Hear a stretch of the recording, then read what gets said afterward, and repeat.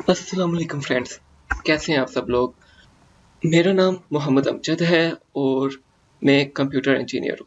मैं आपको Flutter Flutter के बारे में बताऊंगा इस वीडियो में कि फ्लटर क्या है और इसको किसने बनाया है और ये क्या काम करता है।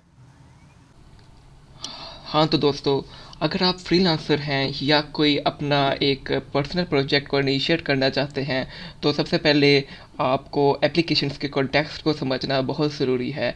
There are three types of applications context.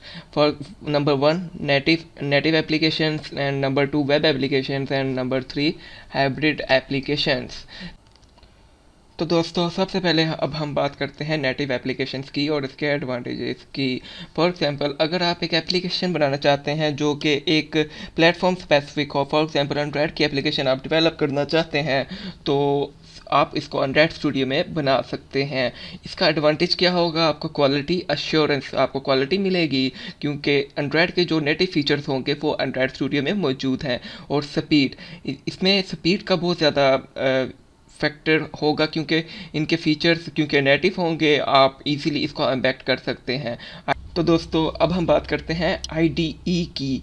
IDE integrated development environment है। अगर फॉर एग्जांपल आप एंड्रॉयड की एप्लीकेशन बनाना चाहते हैं तो एंड्रॉयड स्टूडियो आपका आईडीई होगा, और अगर आप आईफोन की एप्लीकेशंस को डेवलप करना चाहते हैं तो एक्स कोड आईडीई आप यूज़ करेंगे। इसी तरीके से advance UI interactions, native applications में एडवांस्ड यूआई इंटरेक्शंस आपको इजीली मिल जाएंगी। और इसमें इसका और एडवांटेज नेटिव लुक का फील आपको मिलेगी, इसकी यूजेबिलिटी ईज होगी और न्यू फीचर्स इजीली आप इसको यूज़ कर सकते हैं क्योंकि कोई भी न्यू फीचर सबसे पहले उसके नेटिव डेवलपमेंट प्लेटफॉर्म में ही आता है। तो दोस्तों, अब हम बात करते हैं वेब एप्लीकेशंस और उसके एडवांटेजेस की। सबसे बड़ा एडवांटेज इसका रिड्यूस्ड एप्लीकेशन कॉस्ट है।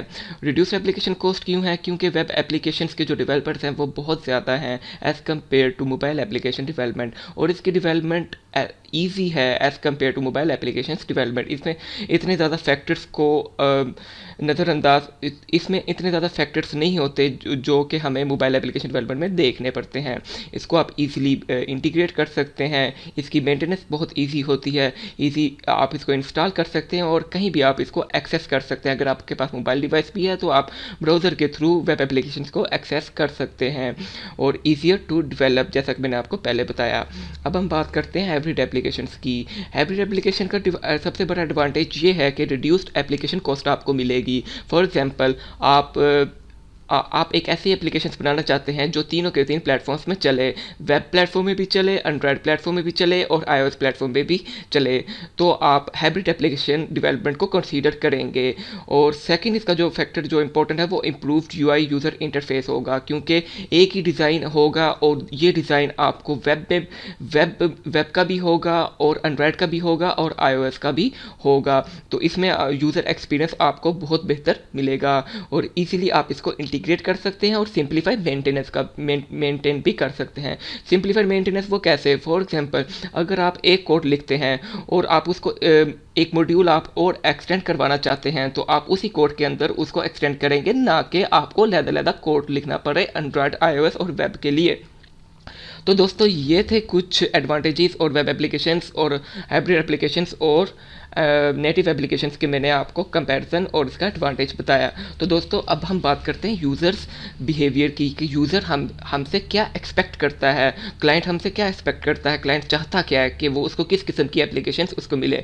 सबसे पहला फैक्टर जो बहुत इंपॉर्टेंट होता है वो ये है कि रिड्यूस्ड डेवलपमेंट कॉस्ट, उसकी कॉस्ट मिनिमल हो और उसकी जो क्वालिटी हो वो मैक्सिमाइज हो। आप यूज़र यही चाहता है कि उसको अच्छा यूज़र इंटरफेस मिले और इजीली वो उसको इंटीग्रेट कर सके। आप उसको एक कोड देते हैं और वो इजीली उसको इंटीग्रेट कर सकता है अगर आप उसको वर्ड डॉक्यूमेंट में सारी उसको स्पेसिफिकेशंस प्रोवाइड कर दें कि आप ये स्टेप्स फॉलो करके आप इसको इजीली इंटीग्रेट कर सकते हैं, तो यूज़र एक्सपीरियंस आपका बेहतर हो जाएगा क्लाइंट के साथ। तो दोस्तों, अब हम बात करते हैं सिंप्लीफाइड मेंटेनेंस की। फॉर एग्जांपल, क्लाइंट एक प्रोजेक्ट को एक्सटेंड करवाना चाहता है तो वो इजीली उसको एक्सटेंड करवा सके। ये ना हो कि आप एक मॉड्यूल वो बनवाना चाहता है तो सारे के सारे कोड के अंदर उसको चेंजेस करनी पड़े।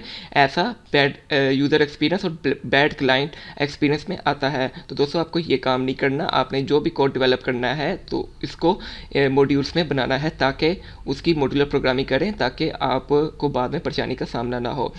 और एक और चीज़ जो क्वालिटी अश्योरेंस, स्पीड और advance user interface instruction users को बहुत मुतासिर करती हैं। ये तमाम फैक्टर्स बहुत इंपॉर्टेंट है, इसको नज़रअंदाज नहीं किया जा सकता। तो दोस्तों हम बात कर रहे हैं फ्लटर ओवरव्यू के बारे में। फ्लटर में जो लैंग्वेज यूज़ होती है वो डार्ट है। तो दोस्तों डार्ट एक ऐसी लैंग्वेज है जिसको गूगल ने डेवलप किया है। किस काम के लिए? मोबाइल, डेस्कटॉप और server and best web based applications बनाने के लिए। ये एक ऑब्जेक्ट ओरिएंटेड प्रोग्रामिंग लैंग्वेज है और इसमें क्लास बेस्ड और गार्बेज कलेक्टर फैसिलिटीज़ अवेलेबल हैं। इसका जो सिंटैक्स है वो सी लैंग्वेज के सिंटैक्स से मिलता जुलता है। तो दोस्तों अब हम बात करते हैं फ्लटर के चार्ट की। ये स्टैक ओवरफ्लो का एक छोटा सा डाटा कलेक्शन एक्सपेरिमेंट है। तो दोस्तों अब देखें 2018 के शुरू में फ्लटर बिल्कुल नीचे था। 2018 के एंड में फ्लटर टॉप ट्रेंड एक किस्म का बन गया है और सबसे ऊपर फ्लटर है, नीचे इसके रिएक्ट नेटिव आ रही है और उससे नीचे एंगुलर और सबसे नीचे आपको ज़ैमरिन मिलेगी। आप एक एसटीके की पॉपुलैरिटी का अंदाज़ा इस चार्ट से इजीली लगा सकते हैं। तो दोस्तों अब हम बात करते हैं व्हाई वी यूज़ फ्लटर। हालांकि हमारे पास बहुत सारी ऑप्शंस अवेलेबल हैं तो हम फ्लटर ही को क्यों चूज़ करें? तो दोस्तों इसका एक फैक्टर ये है कि ये फास्ट डेवलपमेंट अप्रोच को अप्रिशिएट करता है। फॉर एग्जांपल आपने एक कोड के अंदर चेंज किया तो आप इजीली इसको हॉट रीलोड के ज़रिए उसका इफेक्ट देख सकते हैं स्क्रीन के ऊपर। और दूसरा इसका फीचर ये है कि एक्सप्रेसिव और फ्लेक्सिबल यूज़र इंटरफेस। ये expressive plus flexible user interface आपको प्रोवाइड करता है। वो कैसे? कि आप इजीली इसको कम्प्लेक्स डिज़ाइंस बना सकते हैं। ये सारे का सारा काम विजेट्स के थ्रू होता है क्योंकि फ्लटर में हर चीज़ विजेट है। Flutter itself is composed of many widgets. और तीसरा फैक्टर ये है कि native apps for Android applications and iOS application. आप एक कोड लिखते हैं सिंगल कोड बेस इन्वायरमेंट के अंदर आप एंड्रॉयड और iOS की एप्लीकेशंस को डेवलप कर सकते हैं। और दोस्तों आपको ये जानकर हैरानी होगी कि फ्लटर को जावास्क्रिप्ट ब्रिज की ज़रूरत नहीं पड़ती और यही वजह है कि इसकी स्पीड बहुत ज़्यादा है। और दोस्तों अगर आप फ्लटर को यूज़ कर रहे हैं तो आपको कंप्लीट iOS एक्सपीरियंस और एंड्रॉयड एक्सपीरियंस आपको मिलेगा। ये इफेक्ट थर्ड पार्टीज़ को रिड्यूस करता है। तो फ्लटर की जो APIs हैं वो बड़ी कंसिस्टेंट हैं। फॉर एग्जांपल इसका एनिमेशन बिल्डर, फ्यूचर बिल्डर और स्ट्रीम बिल्डर। अगर आप इन विजेट्स को अंडरस्टैंड कर लेते हैं तो आप कोई भी एप्लीकेशंस डेवलप कर सकते हैं फ्लटर के अंदर। ये थे कुछ फ्लटर के बेनिफिट्स। इनको जानकर आपको लाजमी अंदाज़ा हो गया होगा कि फ्लटर को मैं इतनी हाई इंपॉर्टेंस क्यों दे रहा हूँ as compare to React Native and other powerful hybrid applications platforms. Core principles of Flutter. अब हम बात करते हैं कोर प्रिंसिपल्स ऑफ फ्लटर्स की।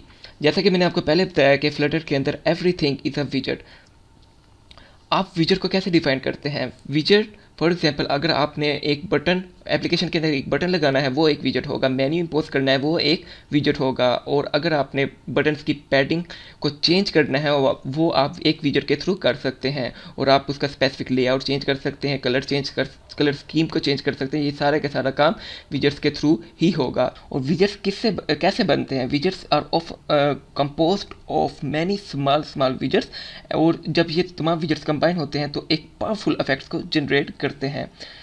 तो दोस्तों अब मैं आपको एक पिक्चर दिखाता हूँ। ये देखें विजेट्स, इसकी 2 टाइप्स होती हैं, स्टेटलेस विजेट्स और स्टेटफुल विजेट्स। स्टेटलेस विजेट्स कौन से होते हैं?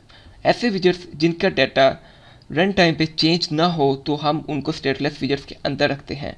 और स्टेटफुल विजेट्स वो होते हैं जिनका डाटा रन टाइम इन्वायरमेंट के अंदर चेंज हो रहा हो, जैसे एनिमेशंस से डाटा रन टाइम में चेंज हो रहा है तो हम उसको स्टेटफुल विजेट्स के अंदर रखेंगे। स्टेटलेस विजेट्स में asset image, for example profile image जो एक स्टैटिक है, आप उसको चेंज नहीं करना चाहते तो आप उसको स्टेटलेस विजेट्स के अंदर रख सकते हैं। और सिंपली नॉर्मल स्टैटिक टेक्स्ट आप उस स्टेटलेस विजेट्स के अंदर इंपोज कर सकते हैं। इसी तरह स्क्रॉलेबल इफेक्ट स्टेटफुल विजेट्स के अंदर आता है और एनिमेशंस स्टेटफुल विजेट्स के अंदर आती हैं। तो दोस्तों एंड में हम देखते हैं कि फ्लटर किन के लिए है। तो दोस्तों अगर आप एक डिज़ाइनर हैं, प्रोटोटाइप बनाना चाहते हैं, या फिर आप एक डेवलपर हैं, तो आप फ्लटर एसडीके को यूज़ कर सकते हैं।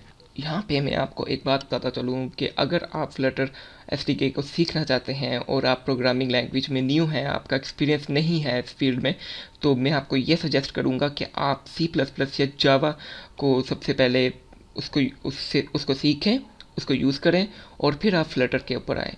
तो ये थी आज की वीडियो। नेक्स्ट वीडियोज़ के लिए देखते रहिए मेरा चैनल। खुदा हाफिज़।